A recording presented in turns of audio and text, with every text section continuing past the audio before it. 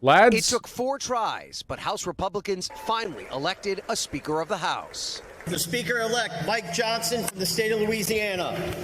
Louisiana's Mike Johnson was the last man standing, cobbling together the support from a fatigued conference to win the vote unanimously and then promising to get right to work.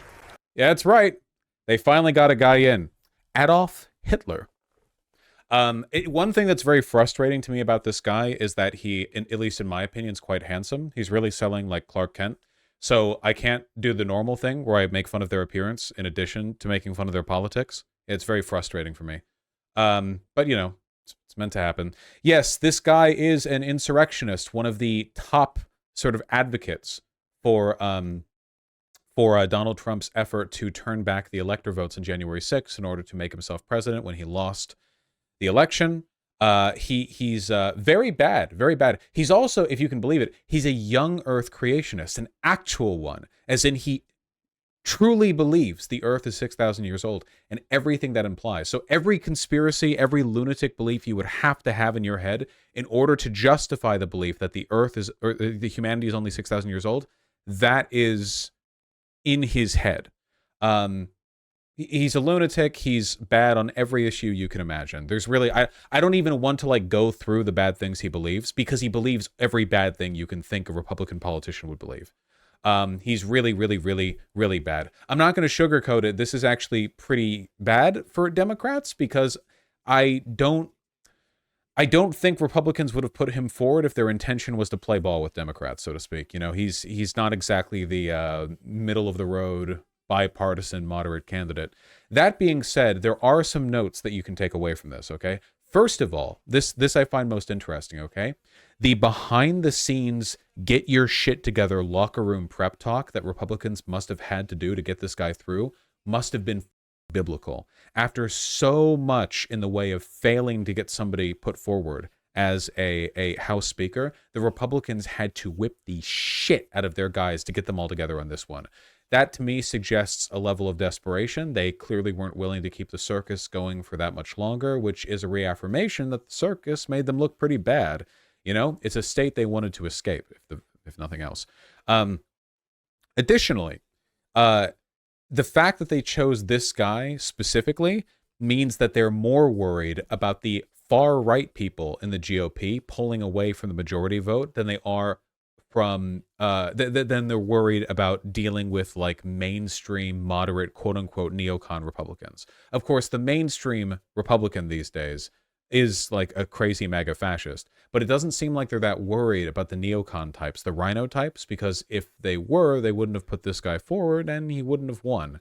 The line is very blurred right now. The line is very, very blurred. He did say something interesting. Wait, Mike Johnson race. He said something. Let me see if I can find that clip on Twitter. Oh, here we go. I saw this very interesting clip. And through all these ordeals over the last couple of weeks about the difference in the experiences between my two 14-year-old sons, Michael being a Black American and Jack being white Caucasian. They have different challenges.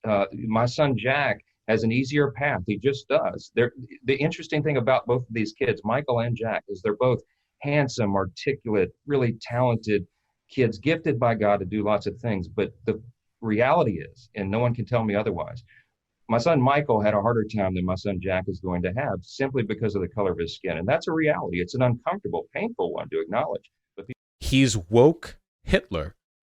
Following the murder of George Floyd, he, like, offhandedly, while talking about this, he expressed the belief that Black people experience systemic discrimination in the United States, which is very, very, very strange, because this is not a mainstream belief to Republicans. The mainstream Republican belief is that the racism is over and the failings of the Black community in America are entirely a product of their culture or genetics.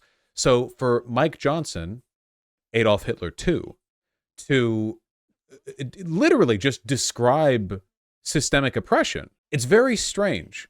So this speaks to one of two possible things. One could be he is weirdly not as bad on this issue as he is literally every other issue, you know. The other could be that he's shiftless and lies all the time. That he lies all the time. in my personal opinion, I think that the way he's talking here does not really suggest shiftless grifter behavior. What Republican would have been incentivized to say something like this back in like 2020 or whatever? Like, sorry, not 2020, George Floyd, like a couple years ago. Like what pressure would have been put on I'm sorry, where? Louisiana? Right? Yeah, Louisiana Republican representative to just be like, yeah, I believe that racial oppression is real and black people experience systemic discrimination. I don't think there was any like social pressure for him to do that. I think this might just weirdly be something he, at least at that time, was not that bad on. I mean, by Republican standards. People have to recognize that's a fact. What should we do about that? I think that we really do need systematic change. I think we need transformative solutions. I think we're at a moment where we can begin to do more to form that more perfect union, as it says in the first line of the. He has a black kid. He has a black kid. Here's the older thread.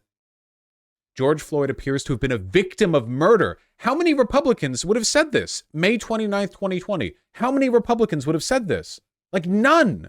A close review of the video can lead to no other conclusion. The tragedy is focused spotlight once again the plight of millions of black men in America. It's real heartbreak and must be addressed. It's woke Hitler.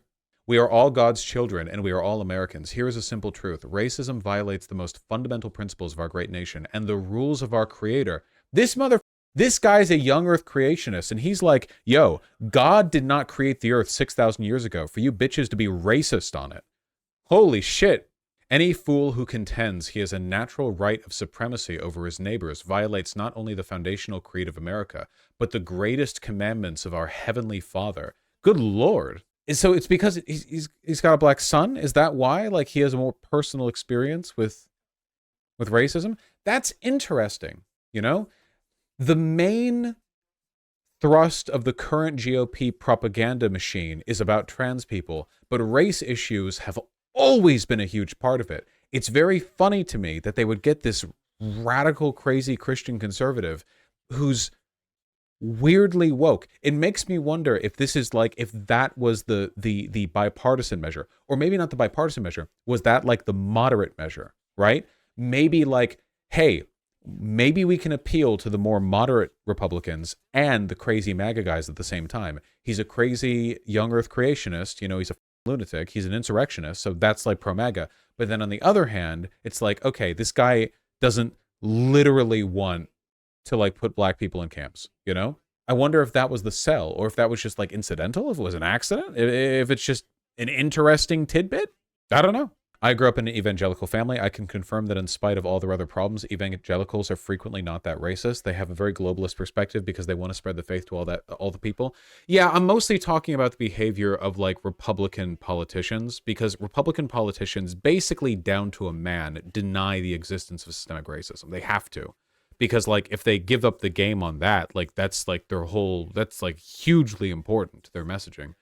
So, yeah, it's also worth noting that generally speaking, the way that evangelicals are anti-racist is with that like very patronizing, invalidating, we're all equal in God's eyes. And thank God America doesn't have racial problems. Like it's like, yeah, I'm anti-racist and thankfully so is America. We're post-racial, right? So like they're anti-racist, but they still have to deny the existence of racism in order to enable the whole like, myth of meritocracy shit. Anyway, I don't know. We'll see how it goes. Honestly, it's pretty wild. Like we'll see how it goes. It's wacky. It's very wacky.